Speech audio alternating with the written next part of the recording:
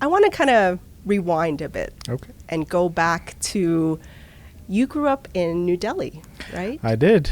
When you think about that boy growing up there, right, and who you are today, were there certain things that you learned or grew up around that kind of shaped who you are right now as a leader? First of all, the minute you said New Delhi, oh my gosh, the rush of emotions. They show it in the movies, right? You have a 5-second a video lapse where you see your life. Yeah, flash right before you. It's a flash. It's a beautiful city, and I'm so lucky that I grew up there. There are several things that happen, and I feel that, as a kid, you don't really know what to do.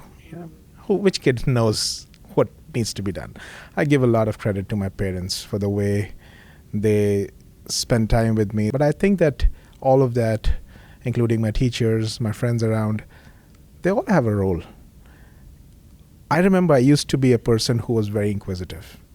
I would not really shy away from doing stuff.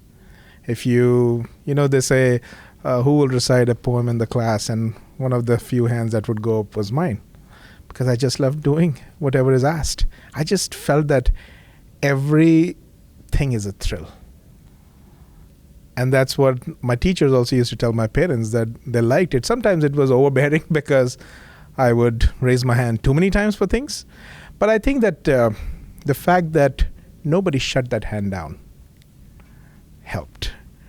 And today when I work with thousands of students, one of the things that I feel has helped from those days, 25, 30 years ago, is that I'm not afraid to experiment.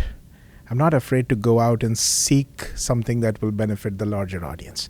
I'm not afraid to have conversations around what's possible. I mean, one of the things, for example, we are in Dallas. It's a great place. And I like connecting with the industry. I feel like I'm right now on a mission to integrate academia and industry like never before. I love doing that. And there was a time I would go and talk about specifics of what this engagement would look like. We'll do A, B, and C. Now I was like, you know what? Maybe I'm just confusing people.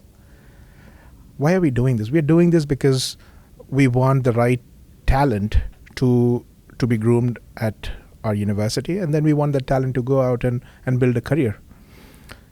So for the last few years, I am going with absolutely zero pitch decks or anything of that sort. I would just have a conversation with an executive and tell them, Dallas still doesn't have a 0% unemployment rate. What can you do to make it work? When I think about it, it's a very open-ended statement. What can you do to make it 0%? But what it does is it opens up channels for discussions, for thoughts. It makes people think. I connected back to my childhood where I could ask these things, engage people in a conversation. If you don't think this is a good idea, sure, tell me and I will know when to stop. But I think when those hands were not shut down, when my teachers didn't tell me don't ask too many questions, don't volunteer too many times, and they encouraged that, my parents encouraged that, I think that paved way for me to be a free thinker.